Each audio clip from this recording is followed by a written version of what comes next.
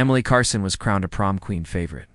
Rachel Monroe was her date-hand, her best friend turned silent rival.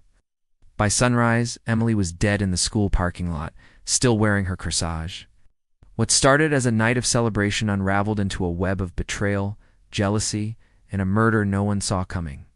As detectives peeled back the layers, they found lies, cover-ups, and a plan so calculated it had been designed to fool everyone, because the killer wasn't just someone Emily trusted.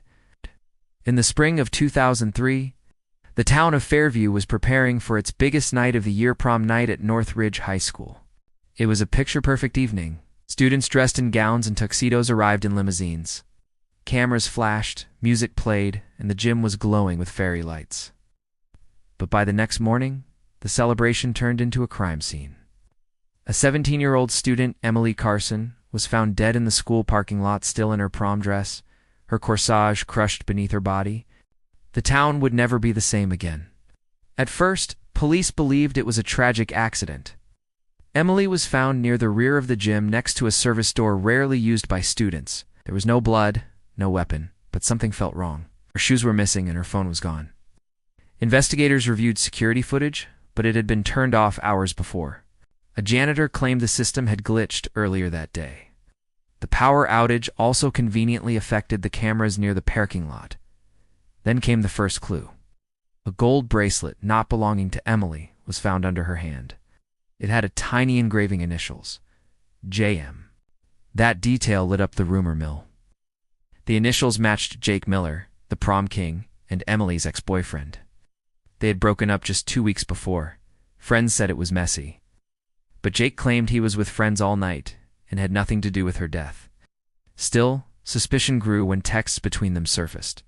Emily had messaged Jake earlier that night asking to talk privately behind the gym. Jake denied ever meeting her there. But one student claimed they saw someone who looked like Jake, heading in that direction alone shortly before Emily was last seen. Then the story took a twist. Forensics found traces of chloroform on Emily's dress. This wasn't an accident or a heated moment gone wrong. It was planned. The case was now officially a homicide. Over the next few weeks, police interviewed more students. Secrets started spilling out about a cheating scandal, stolen tests, and a secret group chat used to trade answers for money.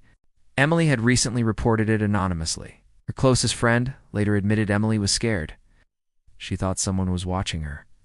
But when detectives traced the IP address of the anonymous report, it didn't lead to Emily. It led to her date that night, Rachel Monroe. Rachel had been best friends with Emily for years, until recently, when something caused a quiet fallout. Rachel claimed they patched things up, but investigators weren't convinced. A search of Rachel's car revealed a small bottle of chloroform wrapped in a towel land in the trunk, a pair of silver heels, Emily's missing shoes. Rachel was arrested, and the town was stunned. In her confession, she admitted to luring Emily behind the gym, drugging her, and staging the scene to make it look like someone else had done it. Her motive was jealousy, not over Jake, but over being second best. Rachel had always lived in Emily's shadow grades, attention, even friends. She had wanted to take back the spotlight on the biggest night of the year. But what shocked everyone even more was the final twist. Rachel didn't act alone. In her confession, she named another student, someone no one suspected, the prom queen, the same girl who smiled through every photo, who gave a tearful speech about friendship just minutes before the murder happened. She had helped plan the entire thing. Together they had created a perfect lie. Until one footprint on a muddy shoe and one gold bracelet unraveled it all. Prom night was supposed to be unforgettable. And it was, but for all the wrong reasons.